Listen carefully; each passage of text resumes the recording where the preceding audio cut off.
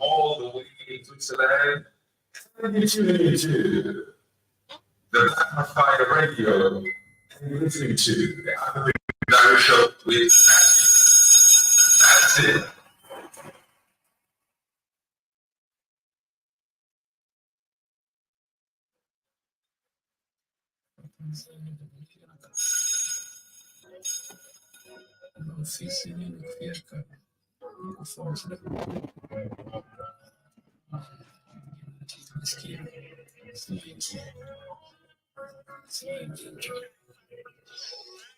Hello, skill, nisiwa. Sema three, Islam kunasema tumeficha. Bado kibla wa maandika. Tunataka forma tunalisha. Na raia ya chamjinga, nasikia raia alimadika. Mili cha kushikisha, wewe imenishikanisha. Acha mkupe. Watu walibadilika, wengine wakabadilika. Mina wish huku mandata singewaifika, nilikuja kujaza mfuko, najua mi bado mziza, lazima ningetimba, mchani lipe stima, sinaga hata dakika lakini na pesa kashi, wanagarika zetu watakupinya signisha, nisa Aganti to kulipisha huwezi piga dem pita zimeshika mnadili na agents akunaga chapila sifsa kushinda to adini mshaka jini crop na piga di three jokes almost pata freedom food na demo almost kwenda kima na mshonga kwa system lakini kwa studio sequence au not hawachukwangi hongo kabro kwa store kunaga tapoto si choice yangu racism bado iko Teachers mkoangu kawe padoko alokino nikiwa Islam kunasema tunajua ni picha bado kibla wa maandika tunasaka forma tutanaisha na raia ya chamziga nasikia raia ni madika mimi acha kushikisha wewe imenishikanisha acha nikupo watu walibadilika wengine harakati fushirati na mihadarati kasiteremshi glasi na teremsha pani smile goes on happy and because it sounds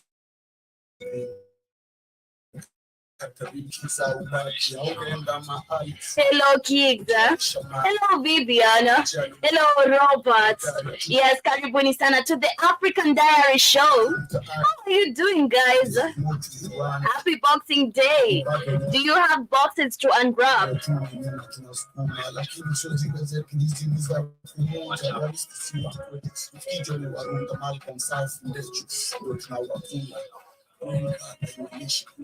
Just come over Africa, they need to land that another job.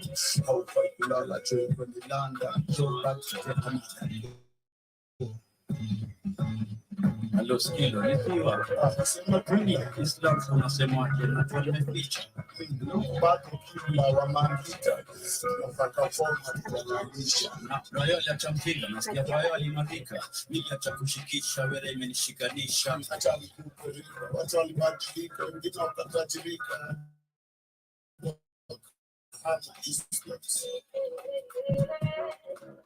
We can decide to all the way in Switzerland, and if you're into the Fire Radio, you're listening to the African Diary Show with Patty. That's it.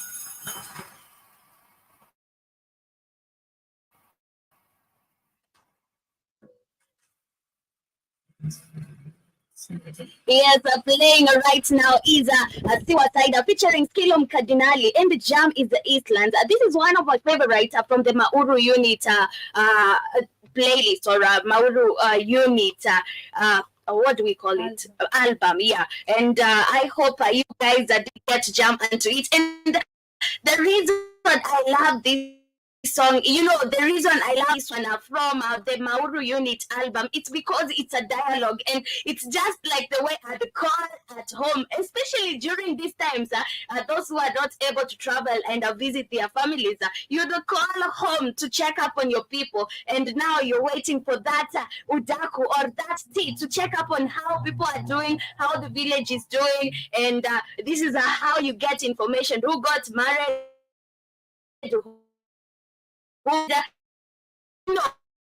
and that's village. Very risky in case you're joining us for the first time. And of course, this is the platform or media of the 21st century, and this is the African Diary Show. And in case you're joining us for the first time, the African Diary Show is all about what is happening in the beautiful continent of Africa and how Africans are doing in general. Karibu sana, I see here in the building.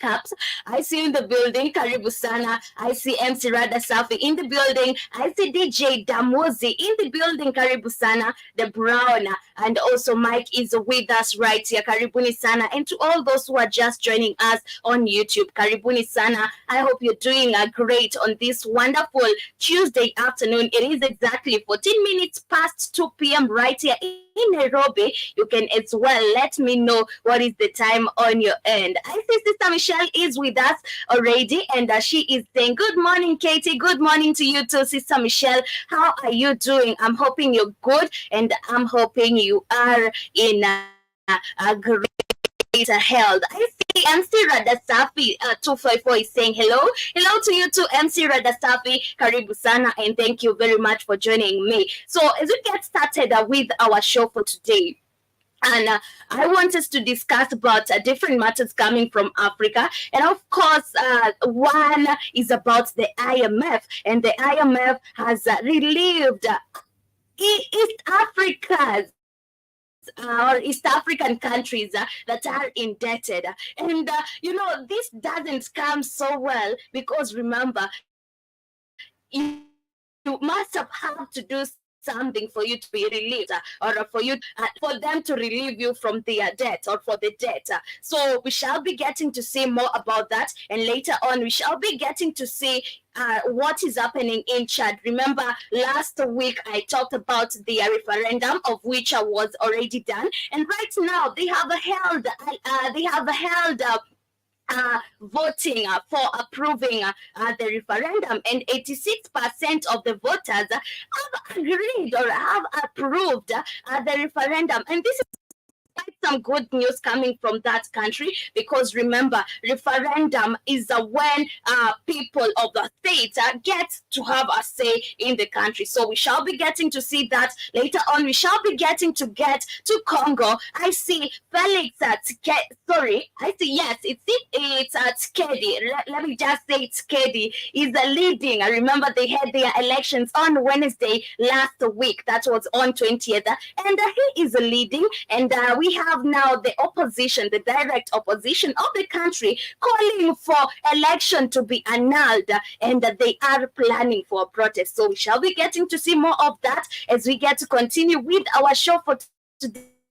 And later on, we shall be getting to discuss about Burundi. Right now, there's a terrorist attack that has happened in Burundi, and it's like a terrible attack. And remember, Burundi is one of the most wide areas or wide countries. They are like battling terrorism and rebel attacks. But yes, this is what is happening in Africa. So we shall be getting to see more of that, and also different matters coming from Africa. So in case you have something else to add on top of that, you can let us know. What your Sister Michelle is telling me, it is that for in Michigan, I believe, right? It is at 7 a.m. in Michigan. Karibu sana, and thank you very much for letting me know what is at the time. I see Andy Miles is with us. He's saying, "Hey, Merry Christmas, Merry Christmas to you too, Andy Miles. Asante sana for joining me, and we shall go back to one more jam. I'll be back with our quote of the day, and remember to give me a quote of the day. We are coming to the end of the year. How are you ending your year? Is it with a lot of positivity? How are you ending your year? I just want to know how you guys are ending your year, or what are your New Year's resolution. Remember, 2024 is coming, and the right time for you to manifest on whatever you want for 2024 is right now. So in case you have your 2024 resolutions, you have to write them down and manifest for them before 2024 is here. But anyway, guys, let's go back to one more jam. This is let me get one song. This is Tiwa Saida featuring Kilo, and the jam is the Semano. Hope you get to jam onto it. Don't forget to come back with your of the day. Greetings, all the way in Switzerland. The Fire Radio, and listening to the Doctor Show with Kaji. Kiali niampeleke mbali na leo ni ututerei na tungebuka yote mindo temei na kuna mwere na chani mdishi kwepetu na tuasiezi mpeni kifue mecha moshi kila sana ikajibita nikana hasma nikana mekidia mita kila kituoni wanadaimini mzizi nikana lazima kushika mzinga ulikuwa poa before kutinga ulikuwa na ukoo kashindwa kulinga seuna roro unajiona umefika headshot nikana lilipa boa kukupiga hapo ukibonga mbaa unazauliwa, hiyo kibanja sana utashukiwa, tulia usiforce baraka utafikiwa, simganga na roka pa unasikiza siwa unalala kwa tarono na moko Alejandro na moko kwanza sema ujinga. Yes, mine is just to remind you that in 2024, please don't make excuse, but stay humble, hard work, be positive, stop wishing, start doing, keep going, trust the process, and today is your day.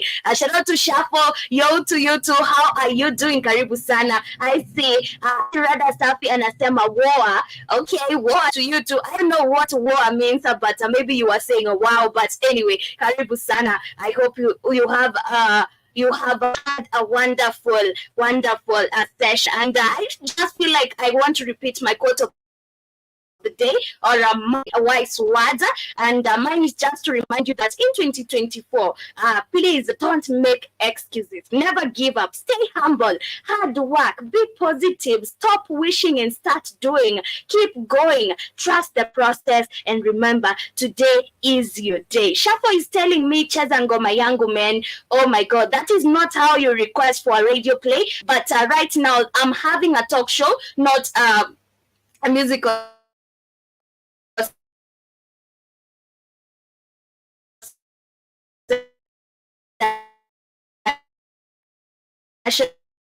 And so, in case you'd love us to play your music, you can on air. Our WhatsApp is 07838.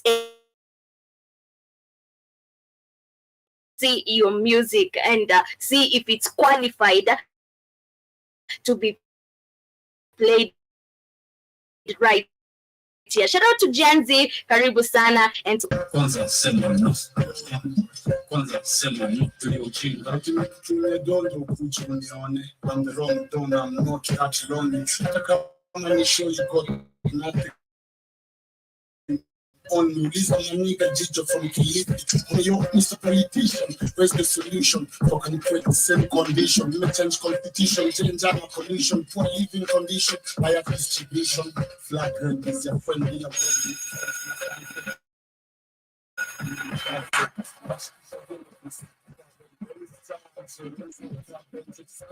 Yeah, so welcome back, and without wasting less of the time we have right here with you guys, I want us to get straight to the matters of the day. And I promised we shall be talking about different countries and different matters coming from the beautiful continent of Africa. And I want us to start with the positive news because it is, people are still in the mood of festivities. Anyway, in Chad, remember we talked about the referendum that was voted in earlier this month, and right now we had voters trying to approve, or we had the country trying to make sure that the voters approve the referendum, and 86% of the voters have approved the referendum, and this is something that is great as per me. I think for once now, or finally, we have people giving their view, or we have civilians in Chad having a say in the constitution or in the country. And Chadians have voted in favor of a new constitution that critics say could help consolidate the power of military leader Mahamat Idris Deby. The referendum held earlier this month was approved by 86% of voters, and the government commission that organized it said on Sunday voters' turnout was 64%, it said. And Chad's military authorities have called the vote a vital stepping stone to elections next year, a long-promised return of democratic rule after they seized power in 2021 when the former president Idris Deby was killed on the battlefield during a conflict with rebels.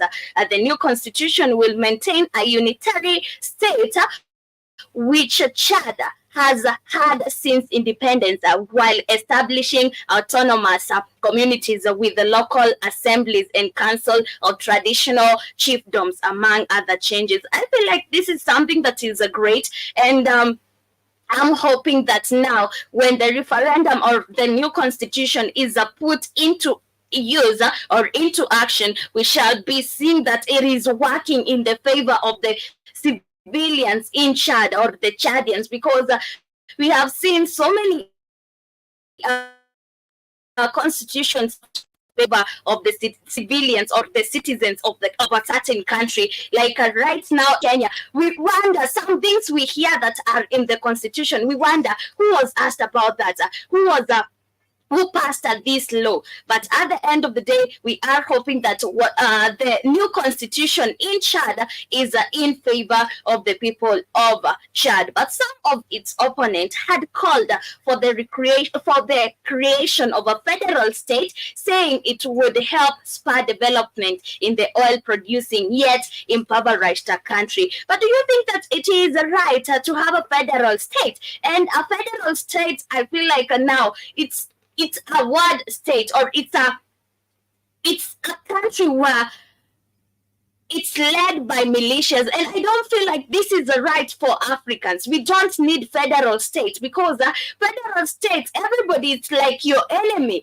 I'm a Fed, and I just want to attack my people, and that doesn't settle right in Africa. But several opposition groups called for a boycott of the vote, saying the military had too much control over the referendum process, and calling it a farce for military leadership to hold on to power. Supporters argued the new constitution does not offer more independence, as it allows Chadians to choose their local representatives and collect local taxes for the first time. And I feel like this is good. For once, people are having a say in this country, and it is giving the Chadians a voice in their country. And I feel like this is the best thing that is happening in Chad. If the voice of the people, we are always fighting for the voice of Africans, and for once we are seeing that this is getting to be exercised in Chad. So we are hoping to see more of this. We are hoping to see more positive news like this, because if right here in Kenya, I would love to see a referendum, of which is not going to happen. Right now, what we are seeing, instead of a referendum, we are seeing these leaders trying to pave way for new laws that are acting in favor of them, or that are always favoring them. And this is not right, because I believe the constitution should be fair to every civilian or every citizen of that country or a certain country. But right now, what we see in Kenya, what we see in other African states, they are always trying to fix some laws in the constitution that are always favoring them. Like we have like right now, I feel like the president of Kenya or other presidents might come with a new law that allows them to rule more than 10 years, or more than a president is supposed a complete term for presidency is for 5 years. So I feel like now they are trying to create more terms, or they are trying to create more years for one term, and this is not right. So if we had a say in the constitution, we had the right, or we have the right to be asked and to say, no, we don't want this. We actually want the presidential terms being reduced, or being increased, whatever we think it's right for us. But in Africa, we have constitutions, we have laws that don't act in favor of the citizens. But as we get to continue, I see these people talking about a federation simply want to divide Chadians into microstates and fuel hatred between communities, said Harun Kabadi, coordinator of groups of voting years. And this might be the story, because I believe you cannot tell me that you want to create a federal government, yet you don't want to divide people. Creating a federal government, it's like dividing people, because there's one side that is feeling more powerful than the other, and there's one side that is feeling oppressed than the other, and now that creates a row between the two people who are feeling like, no, we are not equal, and this is not supposed to be like that. And the army had suspended the constitution after Debby's death and dissolved the parliament. Debby's son, Mahamat Idris Deby, was then installed by the military as interim president at the helm of a transitional military council. Decades of instability since Chad's independence in 1960 have hampered development in the Central African country, where nearly 40% of its 16 million people are dependent on humanitarian aid. And this is so bad. Imagine, this is an oil-producing country, but 16 million of its people depend on humanitarian aid. And this is why the Europeans will always find a reason to take advantage of people, or this is why the Europeans will always find a reason to get in Africa and say, we're providing this and this for you, so you should let us mine your oil, you should let us have control of your minerals, and at that point, you get to lose everything. But guys, you can let me know what you think about this. Do you think that this is a good move for Chad? Do you think that the new referendum or the new constitution is going to act in favor of the civilians? Shout out to Just Brian, I see you in the building. Abdallah Ibrahim, I see you in the building. Busana, and thank you very much for joining us. And all those who are just joining us, to all those who are with me on the radio station. But head on to other different, I talked about DRC's election. And this is something, or this election was much or highly anticipated. We waited for long, because remember, we were talking about how unstable Congo is for even holding elections. We even saw the material they were using for elections. They are just backward, and it's that country. You just, if you're watching and if you saw the images of the election, you just know that this is an impoverished country. Shout out to Sham Black, Asante Sana, for tapping the screen, and thank you very much for joining us. So, and right now we have Felix Kedi on the lead, and yet the elections results are yet to be announced. But we are seeing that Tshisekedi is still on the lead, and which is instilling fear on Katumbi, or on Katumbi, and Katumbi is the direct opposition, or is the next opposition, the leading opposition, who is now behind Tshisekedi. So what is happening is that Katumbi is calling for election to be annulled, and also he is planning for a protest. And this is just crazy, because right now we are talking about stabilizing Congo, and now we have a plot for protest. And this is crazy because you don't even know where the terrorists will come from. One, if you're planning for protest, you must be careful of what you're doing, because remember, this is a war zone. It's a war zone. But at the end of the day, remember, last week there's something we mentioned right here with Kid, and we saw that this is being passed on the news sites, and this is being highly talked on the news sites. We have the news sites spreading that Felix Tshisekedi will call for war on Rwanda, because Rwanda has had a lot to do with the instability in Congo. But right now, it's like the sites, or rather these news sites, are trying to show people, Tshisekedi is the well-deserved president, because he's going to fight for you after you re-elect him. But do you think that this is right? It is not right, because we have seen Tshisekedi for the longest time. He has been the president of Congo, but what has he done for his people? Nothing. Nothing. These people are impoverished. These people are troubled. They keep on moving every day because of terrorism, insecurity. These people die. They starve to death. They are waiting for international aid to come. They depend on international aid for them to survive. So why do you think that re-electing a president who has failed for the first time will be a good thing? But the Democratic Republic of Congo's presidential election is facing a crisis of legitimacy amid opposition calls for the vote to be annulled due to alleged fraud. The 5 opposition candidates, including former provincial governor Moise Katumbi, said on Saturday the vote should not stand as it had been tainted by massive fraud.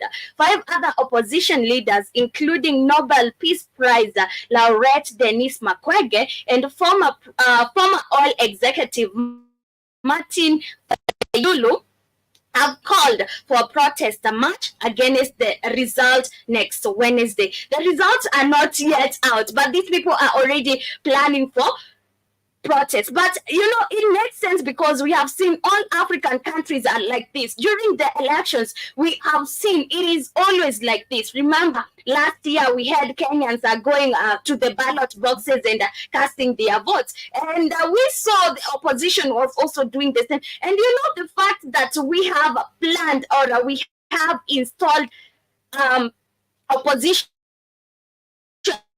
in Africa, it's always the same cycle. Remember, these people are opposition not because they are young to make changes for your country. It is the opposition. This is why you find that oppositions are always yapping, yet they are not doing any. Like Raila Odinga, he's the opposition right here. He's the leader of the opposition right here in Kenya. He called people to go and demonstrate. For days, people went out. So many lost their lives. But what changed? What changed after the demonstrations? What changed after people losing their lives? Nothing. Did the ugali flour go low? No. Did the prices of fuel go low? No. So the same thing that is happening in Congo, we have Moise Katumbi as the opposition, the direct opposition in Congo, and he is calling for a protest already. Yet the results are not out. But Do you think that even if they go to the protest or to the roads and start protesting against the elections, do you think there's anything that is going to change? Of course, there's nothing. And this is, I mentioned something, and the reason there is a motion of how Skedi will attack or is willing to fight Rwanda for destabilizing Congo is because the main or the cats with the biggest hats or with the big hats are not yet ready for another puppet. It is not time for a new puppet in Congo. So they still want to work with the Skedi, and this is why you'll see Skedi winning the elections. So this is what is happening, and this is why we have Katumbe is calling for now the results to be annulled or for the vote to be annulled. But at the end of the day, even if he gets that chance to be the president of Congo, do you think that there's going to be a change? Of course, there's no change we are going to witness in Congo. Hi to you too, Jibajaba, Karibu Sana. There's nothing that is going to happen in that country. But you guys, you can let me know what you think. Do you think that now, if we had a different president or we had the opposition of that country becoming the president, do you think there's any change we're going to witness? Of course not. Of course not. But as we continue with this article, I quote this: we will protest against the irregularities noted during the voting operations, they said in a letter to the governor of Kinshasa, where they plan to rally. About 44 million people in the mineral-rich Central African nation were registered to vote in elections to choose the country's president, national and regional lawmakers, and local councillors. And President Felix Tshisekedi, who had a sizable lead in preliminary results of voting by diaspora voters, is running for re-election against 18 opposition candidates. Western governments have called for restraint amid fears of a repeat of the violence that has followed the dispute election results in the past. In a joint statement on Saturday, 12 European embassies and Canadian embassy called for restraint. Hello to you too, General Mosquito, Karibu Sana. And as the vote counting continues, we urge all stakeholders, especially political actors, candidates, and their supporters, to exercise restraint, allow the process to unfold, and raise their concerns peacefully, the embassies said. The vote has been marred by accusations of corruption and chaotic organization since it kicked off on Wednesday, with authorities extending the poll into Thursday after some polling stations failed to open and some voters could not find their names on the registers. So it is just crazy. And while electoral authorities officials extended the vote only until Thursday, ballots were still being cast on Saturday in remote areas. The unscheduled extension prompted a fierce pushback from opposition candidates, some of whom labeled the move unconstitutional and called for a new election. And yes, very well, this is very unconstitutional, where you only plan for elections to go for one day, you extend it to day 2, day 3. This is, the elections were supposed to be held on 20th. That was on Wednesday. So they went on Thursday, that is on 21st. They went on Friday, that is 22nd.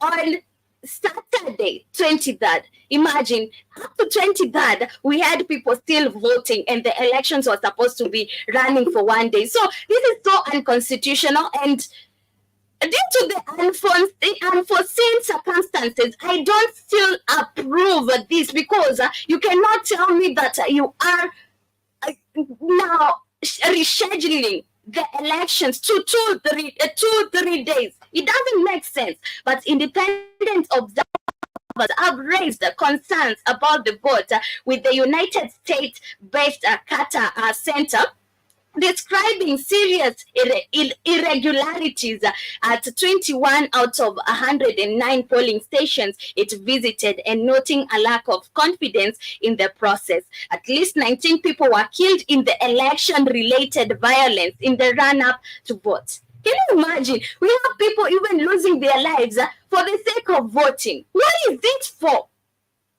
What is it for? Imagine you just wake up to exercise your democratic right in court, because I don't believe this is democratic right, since we don't even have our votes valid. You know, they don't vary. They don't. So it makes sense. You just wake up, go and get killed just for the sake of elections. And the person you're voting for is not even concerned about you. Skedi's election as president in 2018 was also marred by accusations of fraud. At least 34 people have been killed and 59 others wounded in protests related to votes, according to the United Nations. Can you imagine? We have 34 people being killed and 59 others wounded just because they woke up early in the morning and they went to vote. This doesn't make sense. It doesn't make sense you losing your lives just because you wanted to vote. Man, this is just crazy. But Jibba is saying in some instances, an opposition party is used to make a population feel comfortable with the current administration. And this is what I'm saying. We have planned or organized opposition.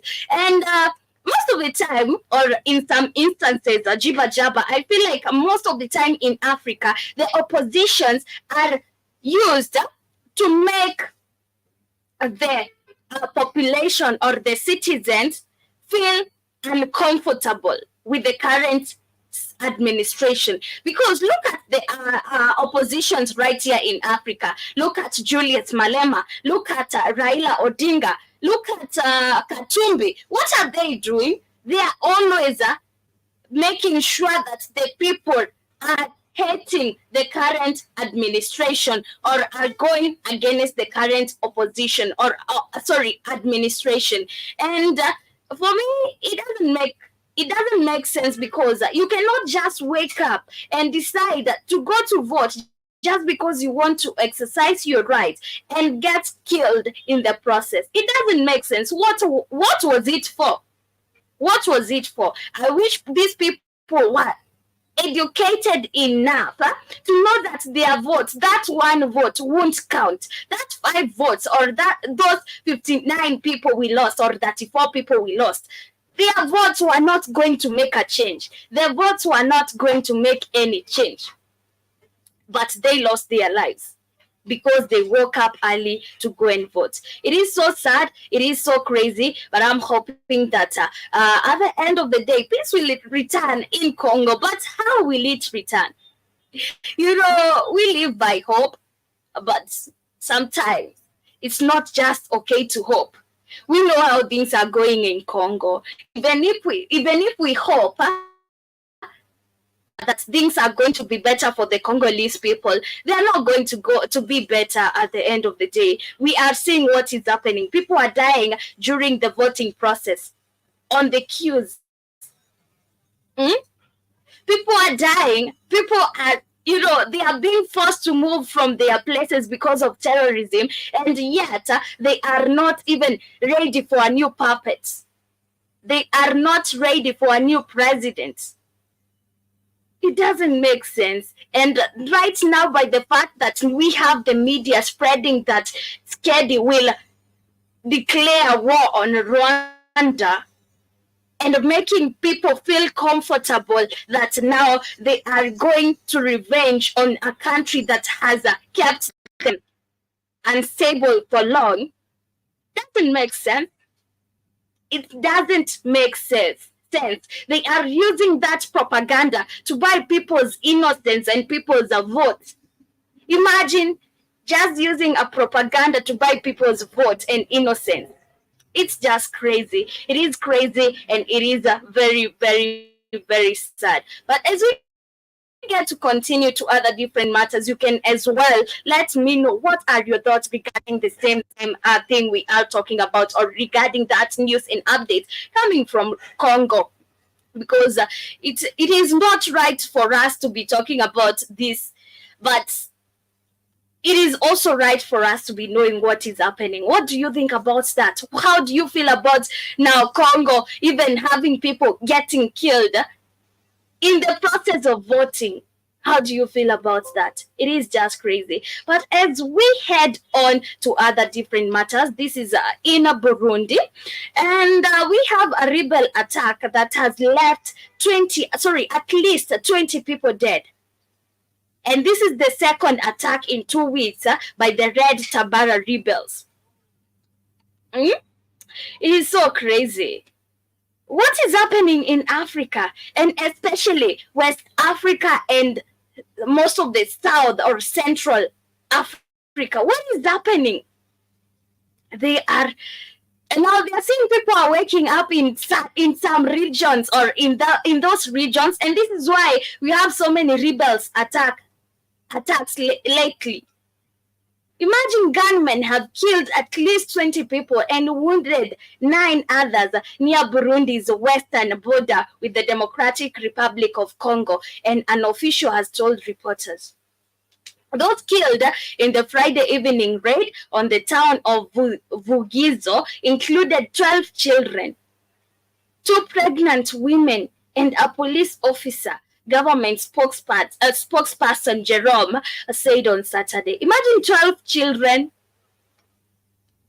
Man, this is sad. It is sad. The attack was claimed by the Red Tabara rebel group, considered a terrorist group by the Burundian authorities. The attack targeted 9 homes in the town, close to Lake Tanganyika border with the DRC. At least 9 others wounded in the attack have been hospitalized. And the Red Tabara rebel group, which has been battling Burundi's government from bases in the eastern DRC since 2015, claimed on the social media platform that is Twitter or X, to have killed 9 soldiers and 1 police officer. The group denied having targeted civilians, and local residents said they had sounds of gunfire and explosions during the attack. Witnesses who spoke to the Associated Press said the rebels appeared to be wearing Burundian army uniforms, and civilians were left to their own devices after military and police fled. We realized that they were attackers when they attacked the police position guarding the border, said Priscilla Kanyange. So many people here were injured by bullets. So these people are not even targeting civilians. This is what is actually happening. This is what I've realized, because if they are saying that they realize these people passed them, according to how I'm getting the information. There's somewhere, and the terrorists were dressed in a Burundian army uniform. So they passed them and they started attacking them, the army, the national army. So they are fighting the army, not actually the civilians, because now in the middle of that, this is when we have gunfires, and we have now the bullets getting sprayed all over, and the people losing their lives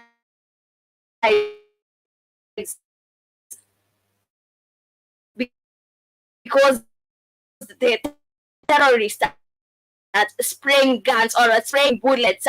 Well, like what is happening in Sudan, because in Sudan we're seeing it is the RSF fighting the military or the Sudan's army. Is this the same thing that is happening in Burundi? And why is this happening? And who sent these people to come and attack the military? It doesn't make sense with what is happening in such countries. You try to understand, but of course you know very well these people must have been sent. They have their bosses who sent them there. But they are fighting. They don't want to kill the civilians, but in the middle of that we have so many people losing their lives who are civilians, but they are fighting now the army, the national army. Is this the same thing? I'm just asking myself, is this the same thing that is happening in Sudan? Because it looks like the same thing that is happening in Sudan, where the RSF is fighting with the general army. It looks like that. But I see Steppers in the building is saying, I saw a story about 4 guys who received 40 rounds. 40 rounds.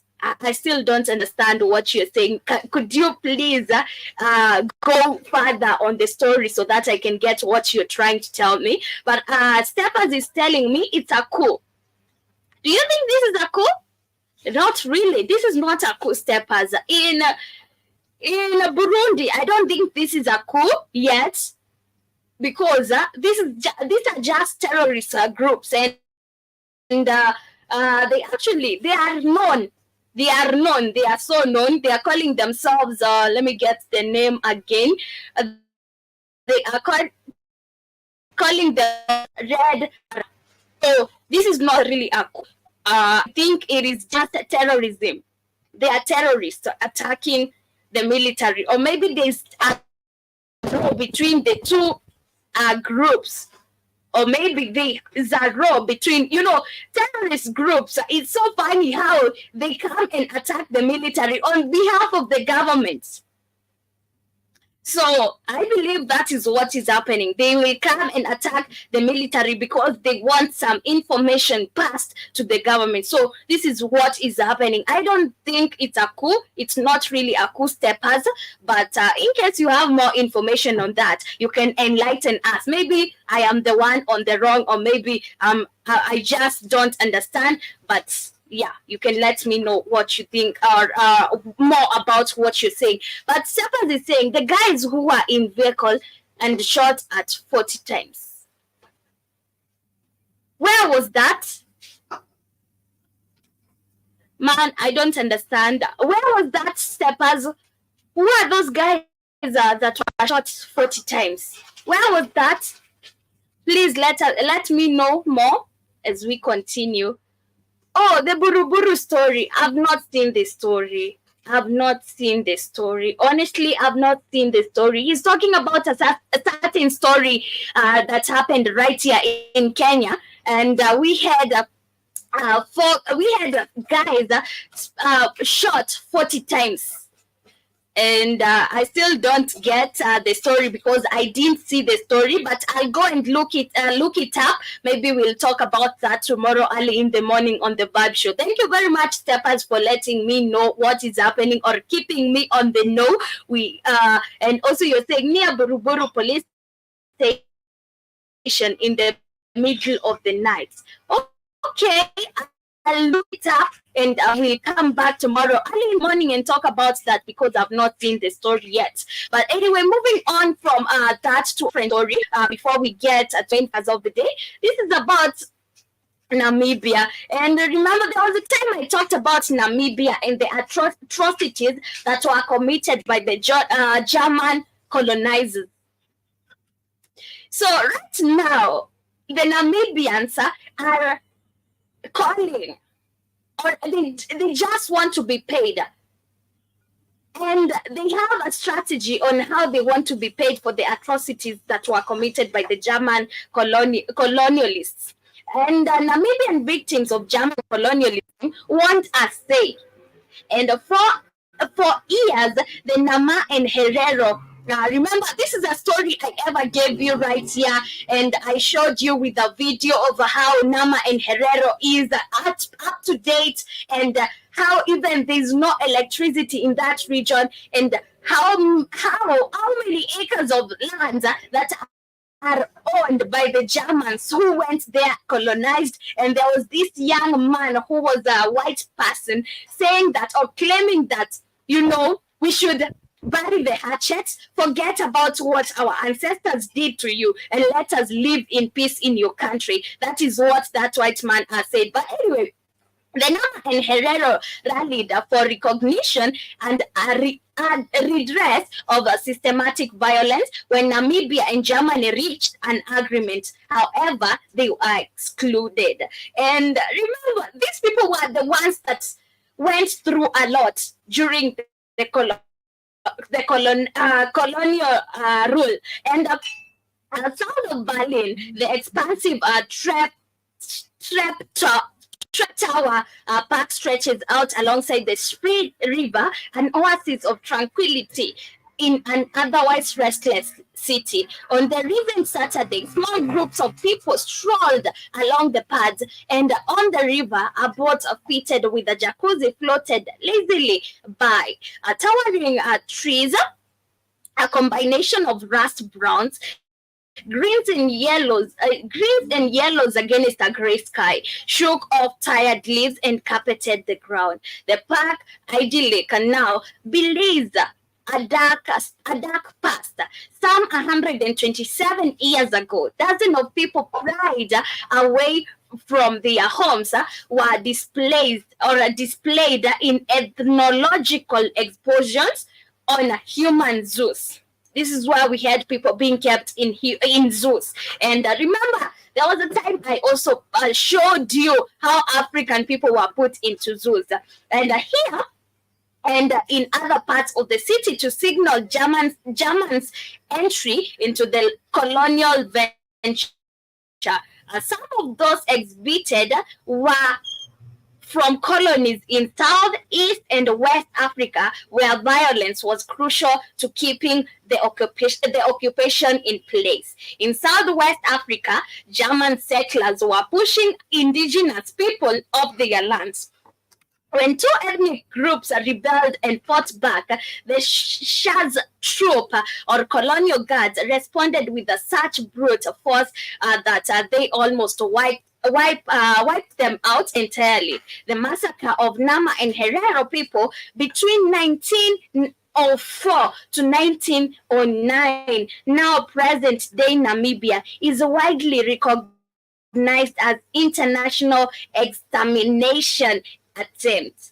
In May 2021, 3 years after the German government formally apologized for the massacre, the country announced a framework to address the tragedy, and the scheme would see Namibia get 1.1 billion euros in development aid, with 50 million euros set aside for research, remembrance, and reconciliation projects, with the rest matter for the development of affected descendants communities.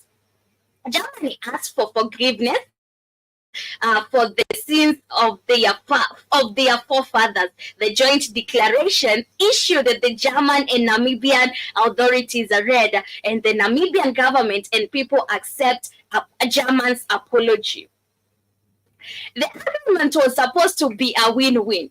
Germany would atone for its bloody crimes, and Namibia would get needing funding. But for the surviving communities, it was a betrayal. Yes, it was. Just like we see, we had the king and the queen visiting Kenya, and we had people asking for the UK or for the king and the queen to apologize. But what did we see? Did we see that? But protests broke out in Namibian capital, that is a Windhoek, as the people vehemently opposed the agreement, saying it was dictated by Germany. And I think the first response of the community was just total shock. So violent, so cruel, that was it. The declaration did was re-traumatize us again, says Sima Lupat, an advisor to the Nama Traditional Leaders Association. Lupat, like many in the affected communities, says recognized members of the Nama and Herero were not present at the table, and that the two governments were forcing the agreement upon them. And this was not a trilateral process, it was a bilateral process. So the document defeats its purpose, and it lacks legitimacy because the legitimate people were not at the table, Lupat says. The case underscores the challenges of righting historical injustices in the ways that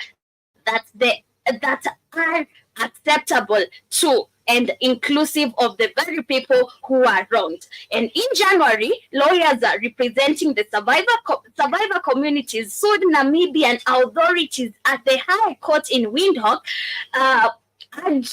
urging the court to declare the agreement unlawful and thus invalid. The suit is one of the rare cases globally, perhaps the only one, in which a court in a former colony passes judgment on the colonial power that ruled it. Although directly binding only the Namibian, the top court's judgment could derail Germany's attempt to rid itself of the decades of colonial guilt by forbidding Windhoek from receiving those funds. And what we're actually seeing is that now the government of Namibia is getting paid on behalf of its people. And remember, remember, those people are still there. We had people that were wronged. We had people that were killed.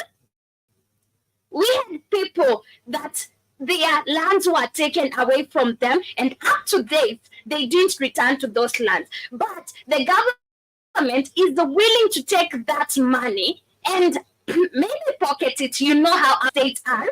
You know how puppet leaders are. They want to pocket the money and forget about the people who were wronged. And this is so sad, and it is so crazy, but I'm so happy to see that the people of Nama and Herero really understand what is happening, and they are fighting for what is rightful theirs. They are fighting for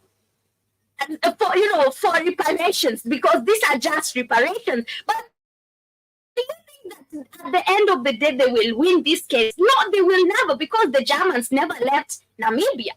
They never left Nama and Herero. If you go to that region, you'll see it's a very dusty, it's like a deserted place. And most of the people who owns those lands are people that are not African. They are Germans. And most of them are young people, because the lands were left by their grandfathers who were, excuse me, I don't know what is choking me, but who colonized these people of Nama and Herero. But I see Jiba Jaba is saying it's the military working on the off day or former conscripts that are recruited.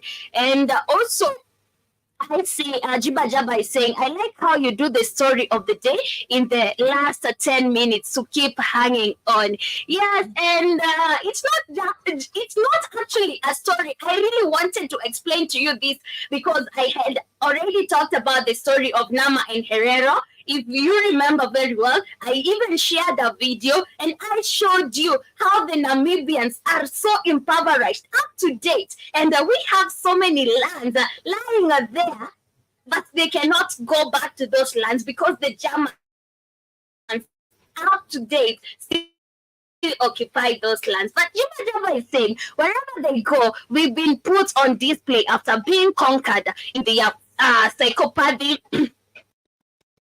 They hate but admire us. Yes, very true. And this is just crazy, but I'm so glad that the people of Nama and Herero are realizing that the government is taking what is theirs and forgetting about them. But I see Steppers is telling me, you remind me of the Maji Rebellion, our neighboring brothers, Walianza Vituko Zama. The Maji Rebellion was a crazy. Yeah, it was a crazy. And also I see you saying,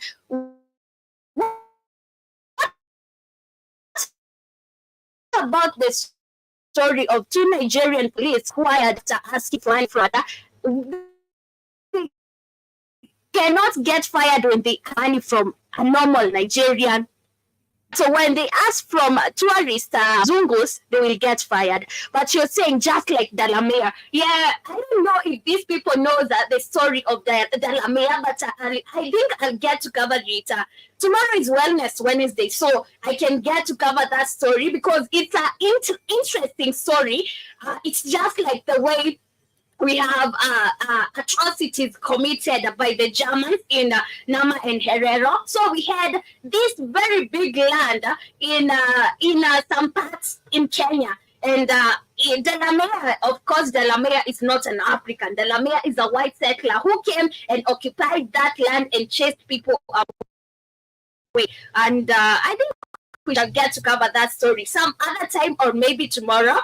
And if I get to do research very well and get the whole information or all information I need to get from the story of Lord Dalamere. But anyway, family, yes, I know you have understood the story of Nama and Herero. And what is happening right now is that the people are feeling left out, or they are feeling that they have not been included in the reparations process. And this is what is happening. Remember those people, we thought they don't even have electricity in their homes. Up to date. It is happening up to date. These people, they don't have electricity, and most of their neighborhoods are those Germans who have very, very big plantations, and you are sleeping hungry. Imagine.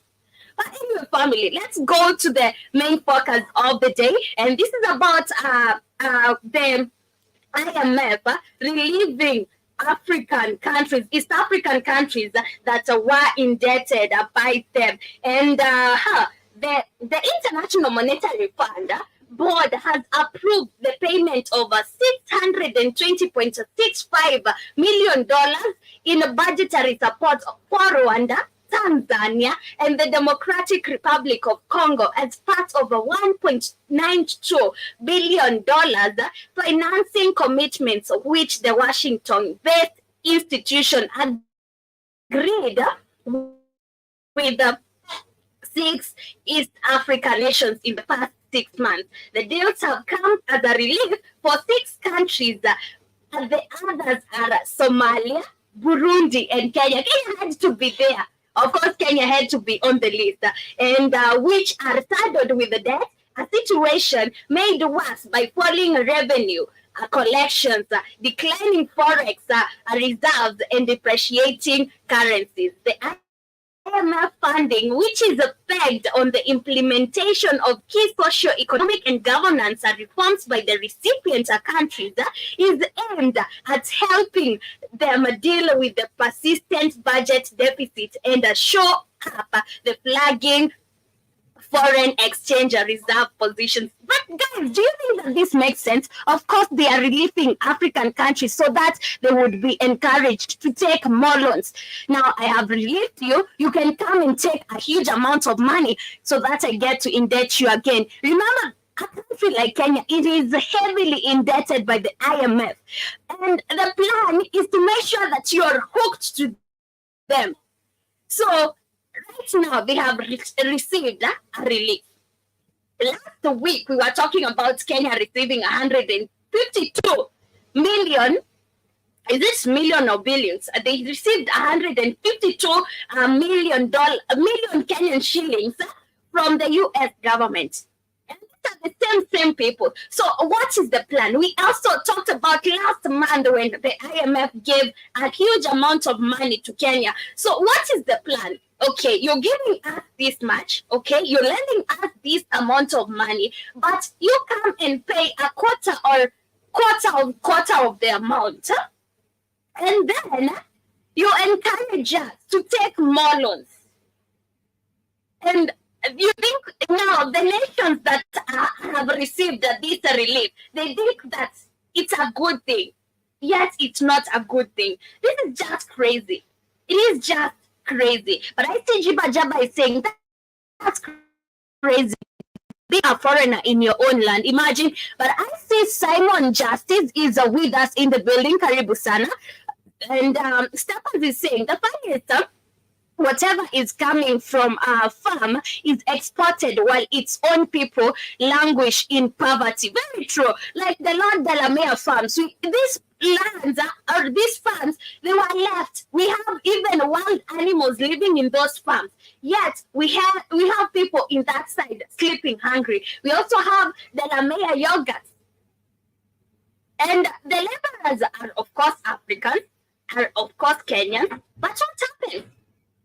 These people are sleeping hungry. But I think Simon Justice is saying it is called making the greatest a prisoner, prison master. So he will think he is out of the chain. Yeah, I like the idea. You're saying it is called making the greatest a prisoner, prison master. So he will think he is out of the chain. Man, that is what is happening. You are a prisoner, but you are made a greater prisoner in prison, or you are a great prisoner, but you are made a prison master.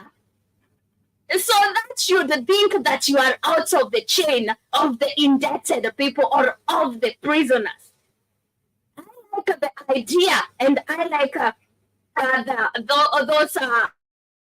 their line, because it makes sense. That is what African states have been done.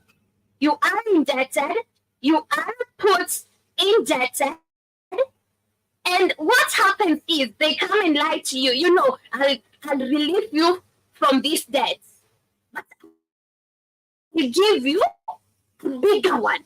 If you take this relief, I'll give you a bigger one. We saw some time back. We saw Nana Akufo-Addo, this is the Ghanaian president, coming to the IMF and begging them to give them a relief. And after that, the Ghanaian government, of course, got a relief from the IMF. And after they got the relief, what happened? They took a very big loan from the IMF. So it is just a cycle or a circle. It's spherical, just repeating itself, and it doesn't make sense. It doesn't make sense. But African countries, you better be woke, because this is what is happening. But I think Simon is saying we are sitting on 97% of world wealth, but we are the poorest in the world. NGO all over. What's wrong? It is the puppet leaders. That is what is wrong. They are the sellouts. They are the ones selling us out. They are the ones selling off our resources, our properties, our parastatals. They are the ones. So what do we do? How do we deal with this? Get rid of them. That is the only solution. If we get rid of them, I believe we have managed. But anyway, people, we are coming to the end of our show for today. ICG Bajaba is saying, short collar, the top prisoner. Yes, and also I see Stephens is saying, I blame it on poor leadership based on selfishness. And yes, that is very correct, because I'm saying it is about the puppet leaders. But anyway, my people, we are coming to the end of our show for today. Asanteni sana. It was an amazing discussion with you all right here. Thank you very much, Simon Justice. Thank you very much, Steppers, General Mosquito, Jiba Jaba, Sister Michelle, and the rest of the silent listeners. Asanteni sana. Anna, I hope you have enjoyed the conversation, and I'm hoping to see you later in the streets of Rongai. There are no people in the streets. I don't know who we are going to talk to, but anyway, see you in the streets of Rongai. Enjoy the rest part of the day, and hope to see you later.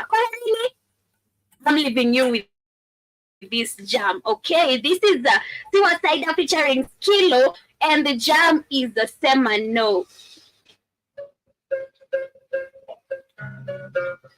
Greetings and salutations back to David Robinson, all the way in Switzerland. You're tuning into the Fire Radio. You're listening to the African Diary Show with ICG Bajaba is asking, why can't that loan keep the lights on? Because it's not even made to benefit you. It's not here to benefit you. Those loans comes with the conditions. Due to the rain, atungebuka hiyo terrain. Main do the main, hakuna mwere amendele na chani mdishi kupesi unajua sieti pain. Kifua imejaa moshi kila sana itajiprinta. Nikana asma, nikana mekimbia mita. Kila kituoni wanadai mimi mzizi.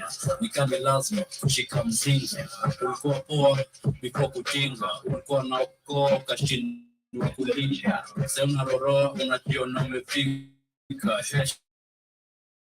Short nikani lipaboa kuzauliwa. Hiyo kibanja sana kashukiwa. Tulia usiforce baraka utafikiwa. Simganga na roka pa unasikiza siwa. Unalala kwa mtaro na moko. Alejandro nasikia unamoko. Kwanza sema no. Kwanza sema no. Tuyu ujinga. Unapiga simu ya pesa mfukoni.